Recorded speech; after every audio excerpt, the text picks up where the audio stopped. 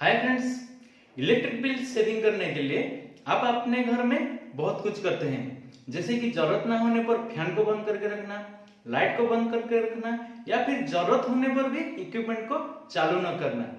तो मैं आपको आज 7 ऐसे टिप्स दूंगा जिसको आप अपना घर का इलेक्ट्रिक बिल को कम कर सकते हैं या फिर मैं कहूँ तो आप आधा कर सकते हैं।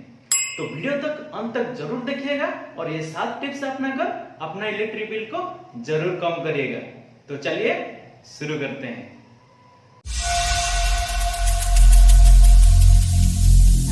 Every single day I'm gonna make something great.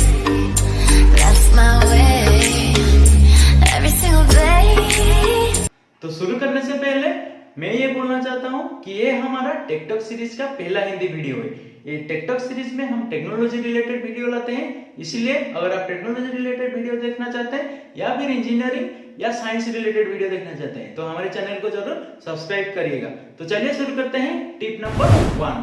Tip number 1 में है inductive load management. Inductive load management में क्या क्या आता है? जितना सब हमारा मोटर है, जहां जहां पे हमारे मोटर का यूज करते हैं वो सब इंडक्टिव लोड में आते हैं, जैसे फैन, एसी, आपका कंप्रेसर जहां यूज होता है, रेफ्रिजरेटर, ये सब आपका इंडक्टिव लोड में आता है। या फिर घर में पानी उठाने वाला जो पंप है वो सब इंडक्टिव लोड में आता है। उसको अगर हम लोग सही से मैनेजमेंट कर पाएंगे तो हम अपने इलेक्ट्रिक पावर कंजम्पशन को कम कर सकते हैं।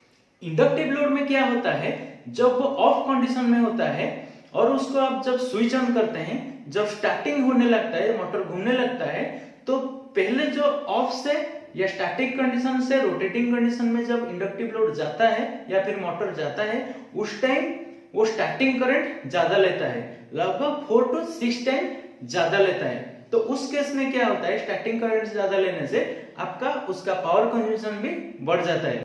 फॉर एग्जाम्पल, जैसे आपके घर में एक फैन है, जब फैन स्टैटिक कंडीशन में है या फिर ऑफ कंडीशन में है, जब आप उसको स्टार्ट करेंगे तो स्टार्टिंग से रोटेटिंग होने में वो क्या करता है, ज्यादा करंट खींचता है, 4 to 6 टाइम करंट खींचता है। तो उस टाइम पावर कंजम्पशन भी 4 to 6 टाइम बढ़ जाता है। तो उस केस में आपका पावर कंजम्पशन भी बढ़ता है।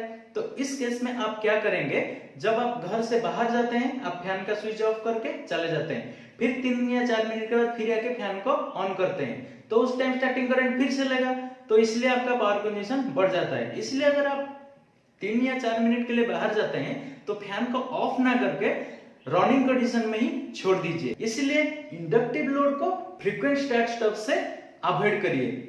और एक एग्जांपल लेते हैं, जैसे कि एसी आप अगर 5-7 मिनट के लिए बाहर जा रहे हैं तो एसी को बंद करके जा रहे हैं, फिर 5-7 मिनट के बाद आके फिर एसी को ऑन कर रहे हैं, तो उस केस में एसी जब स्टैटिक कंडीशन से फिर रनिंग कंडीशन में जाएगा, फिर 4 से 5 गुना करंट ज्यादा खींचेगा, जिसके कारण आपका 4 से 5 गुना उसका पावर कंजम्पशन बढ़ जाएगा कुछ देर के लिए।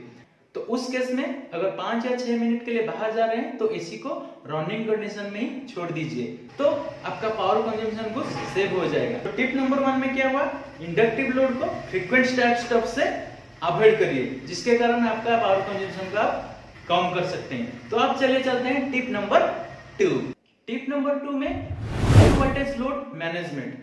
आपका घर में हाई वाट वाला लोड क्या क्या है, जैसे कि एसी हो गया, आपका गीजर हो गया, आपका माइक्रोवेव ओवन हो गया, ये सब हाई वोल्टेज लोड में जा रहा है। इसको अगर आप सही से मैनेजमेंट कर पाएंगे तो आप भी पावर कंजम्पशन को थोड़ा कम कर पाएंगे। जैसे कि एसी अगर 4 या 5 घंटा चलने के बाद रूम आपका कूल हो गया है और आप 2 घंटे तक अगर एसी को बंद करके रखते हैं फिर भी आपका कोई दिक्कत नहीं है, तो उस केस में आप एसी को 4-5 घंटा चला के बंद कर दीजिए और आप 2 घंटा आराम से उस रूम में रह सकते हैं। उस केस में आप 2 घंटा के लिए कुछ पावर सेव कर देते हैं। फिर और एक एग्जांपल लेते हैं, जैसे कि आपका गीजर आपका अगर पानी गर्म हुआ तो उसी टाइम पूरा पानी को आपका हर फैमिली मेंबर यूज कर लीजिए। ऐसा नहीं है कि एक आदमी गया, गीजर ऑन किया, यूज किया, फिर दूसरा आदमी 4 घंटा या 5 घंटे के बाद जा रहा है, फिर गीजर को ऑन कर रहा है, फिर पानी को गर्म करके यूज कर रहा है, तो उस केस में आपका पावर कंजम्पशन बढ़ जाता है। एक बार पानी गर्म हुआ मतलब उस पानी को पूरा कंज्यूम कर लीजिए, तो आपका भी उस केस में थोड़ा पावर सेविंग हो पाएगा। और भी ऐसे बहुत सारे ट्रिक है, जैसे कि आपका पानी पंप भी एक हाई वोल्टेज लोड में जाता है, उसको आप अगर पानी का कंजम्पशन का आप कम कर सकते हैं तो पानी पंप को भी आपको बार बार चलाना नहीं पड़ेगा। इसलिए हाई वोल्टेज लोड को अगर सही से आप मैनेजमेंट कर पाएंगे तो आप पावर सेव जरूर कर पाएंगे। तो अब चलिए चलते हैं टिप नंबर 3। टिप नंबर 3 में use energy efficient product. Use energy efficient product means आप हमेशा इलेक्ट्रॉनिक इक्विपमेंट 5 स्टार रेटिंग का यूज करिए। 5 स्टार रेटिंग का यूज करने से आपका पावर कंजम्पशन भी कम लेता है। और कुछ एनर्जी एफिशिएंट प्रोडक्ट है, जैसे कि आपका एलईडी बल्ब हो गया। सीएफएल बल्ब को रिमूव करके आप एलईडी बल्ब यूज कर सकते हैं। कन्वेंशनल फैन को रिमूव करके आप बीएलडीसी फैन यूज करते हैं। कन्वेंशनल फैन आपका 75 वाट का है पर आवर यूनिट कंजम्पशन। अगर आप बीएलडीसी फैन यूज करते हैं वो पर आवर 30 वाट लेता है। तो आप कन्वेंशनल फैन को रिमूव करके बीएलडीसी फैन यूज कर सकते हैं, जिससे आप पावर कंजम्पशन को कम कर सकते हैं।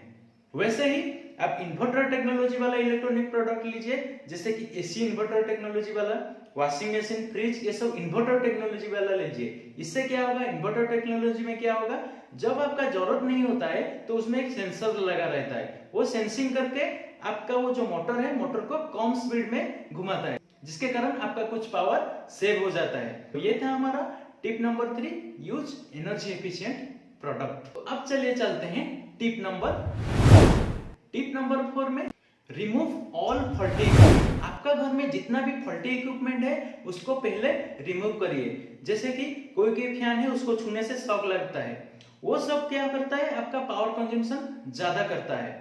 जैसे कि आपका एक फैन अगर शॉर्ट सर्किट है, वो क्या करता है, करंट ज्यादा खींचता है, इसलिए आपका पावर कंजम्पशन भी बढ़ जाता है। तो उस टाइप का जो इक्विपमेंट है उसको पहले आप रिमूव करिए। जितना भी आपका फॉल्टी इक्विपमेंट है उसको आप रिमूव करिए, मत चलाइए या फिर रिपेयरिंग करके चलाइए। तो इससे आपका पावर कंजम्पशन को सेव कर सकते हैं। तो नेक्स्ट चलिए चलते हैं टिप नंबर 5।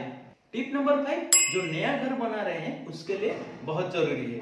आप हमेशा अच्छे क्वालिटी का केबल वायरिंग में यूज करिए और प्रॉपर साइज का केबल वायर यूज करिए। उससे क्या है, आप पावर कंजम्पशन को कम कर सकते हैं। जैसे कि आपको पता है कॉपर सबसे अच्छा इलेक्ट्रिक कंडक्शन करता है, इसलिए प्योर कॉपर वायर अगर आप यूज करेंगे, अच्छे ब्रांडेड कंपनी का केबल अगर आप यूज करेंगे, वो सब प्योर कॉपर वायर से बनाया जाता है, इसलिए वो पावर कंजम्पशन को भी कम कर देता है। अगर आप ऑर्डिनरी केबल यूज करेंगे, वो क्या करते हैं, कॉपर के साथ थोड़ा एल्यूमिनियम भी मिक्स कर देते हैं, जिसके कारण आपका पावर कंजम्पशन थोड़ा बढ़ जाता है, या रेजिस्टेंस केबल का बढ़ जाता है, इसलिए पावर कंजम्पशन भी बढ़ जाता है। इसलिए अगर आप प्रॉपर कॉपर वायर यूज करेंगे वायरिंग में, तो आपका पावर कंजम्पशन का कम कर सकते हैं। और एक चीज है, प्रॉपर साइज यूज करना है। जैसे कि एसी के लिए 2.5 स्क्वायर एमएम का या 4 स्क्वायर एमएम का केबल इनफ है। अगर आप उससे ज्यादा केबल डाल रहे हैं तो आपका केबल का रेजिस्टेंस बढ़ जाएगा, जिसके कारण आपका पावर कंजम्पशन बढ़ जाएगा। इसलिए प्रॉपर साइज का केबल यूज करिए और प्योर कॉपर वायर यूज करिए। ये था हमारा tip number 5। Tip number 6। Tip number 6 में आप यूज करिए सोलर प्रोडक्ट। जैसे कि आपका जो आउटडोर जितना लाइट है, आउटडोर लाइट में आप सोलर लाइट लगा दीजिए। उससे क्या होगा, दिन में आपका सोलर से वो लाइट चार्ज होगा और रात में वो लाइट जलेगा, जिससे आप थोड़ा पावर सेविंग कर सकते हैं। अगर आप और थोड़ा पैसा खर्च कर सकते हैं तो घर के ऊपर सोलर एंटीना को लगा के आपका बिजली का कंजम्पशन को सोलर से पूरा कर सकते हैं, जिसके कारण आपका पावर कंजम्पशन भी थोड़ा कम हो जाएगा। Solar antenna one time investment है, थोड़ा ज्यादा पैसा लगेगा, लेकिन उसको यूज करके आप पावर कंजम्पशन को कम कर सकते हैं। तो टिप नंबर 6 में हमारा ये था कि यूज सोलर प्रोडक्ट। तो चलिए चलते हैं हमारा last step, tip number 7। Tip number 7 बोलने से पहले आप प्लीज हमारे चैनल को सब्सक्राइब करिए, वीडियो को लाइक करिए और वीडियो को बहुत मात्रा में शेयर करिए। शेयर करने से दूसरों को भी ये टिप पहुंचेगा और वो भी अपना इलेक्ट्रिक पावर कंजम्पशन को थोड़ा कम कर सकते हैं। तो चलिए अब चलते हैं टिप नंबर 7। टिप नंबर 7 में एक ऐसी इक्विपमेंट है जिसको इलेक्ट्रिक पावर सेवर इक्विपमेंट बोलते हैं। उस इक्विपमेंट को अगर आप लगा देते हैं घर में तो थोड़ा आपका पावर कंजम्पशन को कम कर सकते हैं। लेकिन पहले आपका घर में जो मीटर है उसमें पावर फैक्टर बोल के पीएफ लिखा हो रहता है, वो कितना है देखना पड़ेगा। अगर आपका पीएफ 0.9 है तो ये इक्विपमेंट को लगाना कोई जरूरत नहीं है। 0.9 या 0.9 से ज्यादा है तो ये इक्विपमेंट को लगाना कोई जरूरत नहीं है। अगर आपका पीएफ वैल्यू 0.9 से कम है, मीटर में अगर आपका पीएफ वैल्यू 0.9 से कम दिखा रहा है, 0.85 या 0.8 दिखा रहा है, तो आप ये इक्विपमेंट को लगा सकते हैं। जैसे कि आप पिक्चर में देख रहे हैं, वो इक्विपमेंट आप लगा के आप अपना पावर सेविंग कर सकते हैं। उससे क्या होता है, जो इंडक्टिव लोड आपका रहता है, इंडक्टिव लोड जो स्टार्टिंग करंट लेता है, उस टाइम में आपका पावर फैक्टर घट जाता है। उसको मेंटेन करने के लिए, पावर फैक्टर को मेंटेन करने के लिए ये इक्विपमेंट लगाया जाता है, जिसके कारण आप अपना पावर सेविंग कर सकते हैं। ये जो इक्विपमेंट है उसका लिंक मैं डिस्क्रिप्शन बॉक्स में दे दिया हूँ, उसको क्लिक करके आप अमेजन या फ्लिपकार्ट से खरीद सकते हैं और अपना इलेक्ट्रिशियन को बोल के उसको घर में फिटिंग कर सकते हैं। फिटिंग करने से क्या है, आपका पावर फैक्टर मेंटेन रहेगा और आपका घर का एनर्जी सेविंग हो पाएगा। बेसिकली ये जहाँ पे इंडक्टिव लोड ज्यादा है, जैसे कि अपार्टमेंट हो गया, बड़े बड़े बिल्डिंग हो गया, उस केस में ये इक्विपमेंट का जरूरत है, क्योंकि वहां पे फ्रीक्वेंटली आपका इंडक्टिव लोड स्टार्ट स्टॉप होता है। जैसे कि पानी पंप को बार बार चालू करना पड़ता है, बहुत सारा फैमिली है, हर फैमिली कभी ना कभी कुछ ना कुछ फैन ऑन ऑफ करते रहते हैं, तो इसलिए वहां पे क्या होता है, पावर फैक्टर थोड़ा डाउन रहता है। इसलिए उस केस में ये इक्विपमेंट का जरूरत है, उसको यूज करके आप अपना पावर सेविंग कर सकते हैं। तो ये था हमारा 7 टिप्स इलेक्ट्रिक बिल सेविंग करने के लिए। अगर वीडियो आपको अच्छा लगा तो वीडियो को लाइक जरूर करिएगा, कमेंट जरूर करिएगा, और आपके पास अगर कुछ टिप्स है जरूर कमेंट में बताइएगा। तो ऐसे ही वीडियो देखने के लिए मैं और एक बार बोलता हूँ, हमारे चैनल को सब्सक्राइब करिए और दूसरों को बोल के सब्सक्राइब करवाइए। तो नेक्स्ट वीडियो के लिए stay tune, learn with lipo.